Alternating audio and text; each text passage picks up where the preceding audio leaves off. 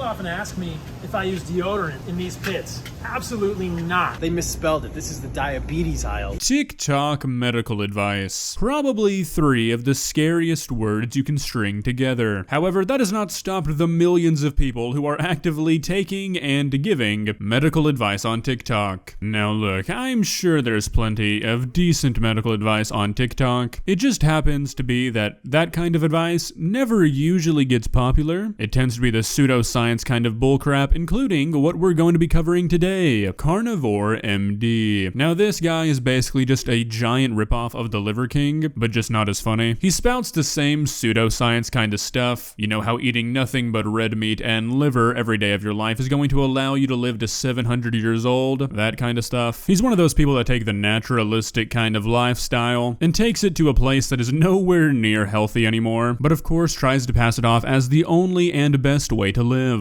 But as you're going to see very shortly, there is no way that the way this man is living is anywhere near healthy, so let's not waste any more time. Let's begin. Please subscribe. People often ask me if I use deodorant in these pits. Absolutely not. If people are actively asking you if you use deodorant or not, that should definitely be some sort of sign. There's no reason for me to use garbage deodorant with parabens and phthalates, fake scents, and aluminum in my armpits. This is what I believe strongly. Alright, so obviously there are some deodorants out there that are not exactly great for you, but using this study seems a little bit silly. I mean, it literally says if exposure to aluminum presents health risks, its contents should be reduced, and that's like, well, duh. That's like saying if poison is bad, then you shouldn't go near it. I went and read this study, and the abstract is basically just saying we don't really know if aluminum's bad for humans. It's bad for parts of the environment, so it might be bad for humans too, but we have no proof yet.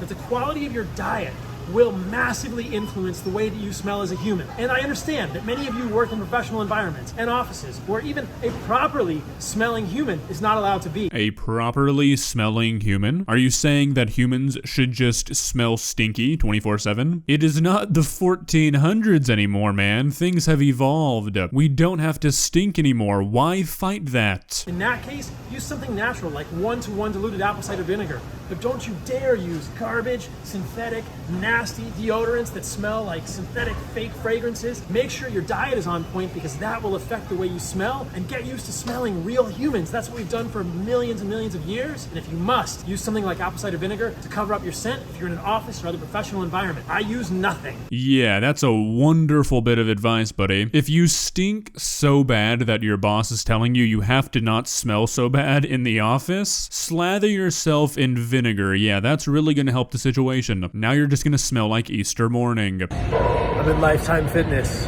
in Austin, Texas.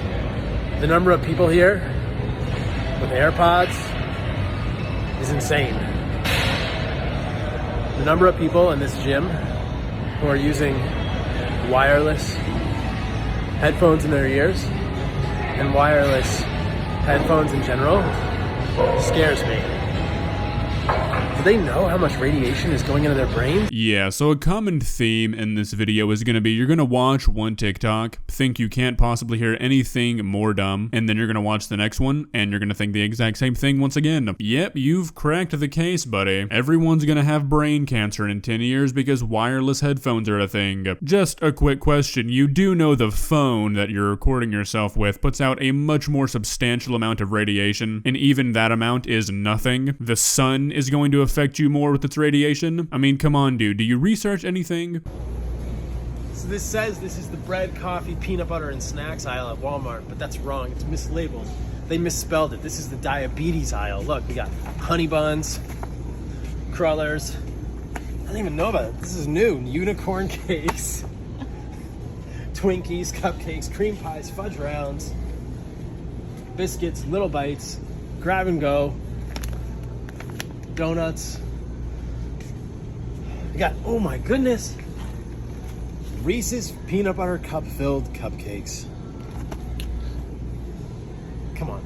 I've been a person who has followed the fitness community and watched a lot of the trends that have happened in the fitness community over the last 10 years or so, and this has got to be one of the biggest issues I see. Sure, if you are living off Twinkies and Little Bites and Reese's for your entire life, that is a very bad way to live. But having some chips or a candy once a day is not bad for you. It's not, and it never will be. What's bad for you is trying to change your life into eating nothing but chicken and water for the rest of your life, starving yourself of any enjoyment in what you actually eat, because that is not sustainable for anybody unless you are actually insane. This guy's main diet is red meat, and I promise you, eating a 16-ounce ribeye every day of your life is a lot worse for you than having a Twix bar after dinner. Do you think your ancestors got excited about eating pond scum?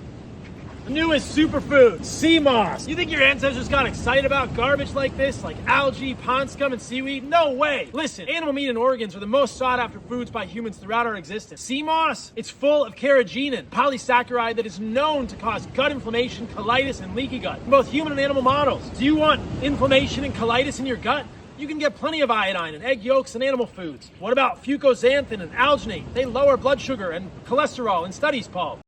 I love my cholesterol. Celebrate your high LDL cholesterol. If you are metabolically healthy, celebrate it. Celebrate your blood sugar and your nutrients. Sea moss, total leave it in the pond. You have a doctor standing here in a pond with a spear, spearing a bag of I don't know, grocery store seaweed, telling you that high cholesterol and high blood sugar is a good thing as long as you get it from eating a lot of red meat. Is this not illegal to spread misinformation like this, especially from a licensed doctor? I mean, this has got to be some sort of violation of a law. This guy is a board-certified MD, and he's telling people that eating an excess of red meat, something that has been linked to heart disease for decades, is good, that it makes you unhealthy. And don't get me wrong, I love red meat, and eating it not every single day of your life I think is a good part of a diet. But him saying what he's saying is honestly unbelievable. More attempts at healthy crackers. Look, it even says no gluten, no grains, no soybean oil, no canola oil. You think it's okay, right? Then you look at the ingredients: grain-free flour, almond, cassava, coconut, not a fan of that. Sesame seeds, not a fan of that. Black chia seed, not a fan of that. Basically nothing in here. Flaxseed, not a fan of that. And it also has organic rosemary extract, which apparently is MSG-like and prevents you from stopping eating them. Why are you eating crackers? Stop. You know, people talk about the dangers of social media all of the time, and normally what they're talking about is not actually that dangerous, but stuff like this is. You've got a doctor, a person who in our society is supposed to be looking out for the well-being of others, telling you to starve yourself of any sort of enjoyment of anything, not eat anything that's not a raw fruit or red meat, and telling you that's the only way to live a full, healthy, enjoyable life. This kind of stuff is what genuinely harms people. This guy is spreading misinformation about the one vessel we have, our body. I'm sure you guys know somebody, your mom, your dad, a family member, someone who's gone keto, carb-free, animal diet, raw diet, whatever it might be. One of these fad social media diets that doesn't actually do anything for you but restrict your diet to an impossible way of living. And all those months are wasted because you can't live like that. You can't not eat carbs ever again. You can't not eat sugar ever again. Yes, some people lose weight like this because they don't realize they're eating less calories, which is what actually matters when trying to lose weight. But then after 6 months or so, they realize, well, I want to have pasta again before I die, so they revert back to their old way of eating and all the weight comes back, and they're in a worse position than when they started. These kind of TikToks, I'm not even joking, should genuinely be illegal. Mr. Carnivore MD, I genuinely hope that you know that all of the stuff that you're spouting is just nonsense, and you eventually realize that people are going to trust what you say because you're a doctor. Please try and do good for the world instead of saying that having heart disease and high cholesterol is good for you. Could you do that for me? If you enjoyed this video, please leave a like and walk on over to that subscribe button and touch it. It's free. It won't cost you anything. But for now, that's all I have for you today. Bye.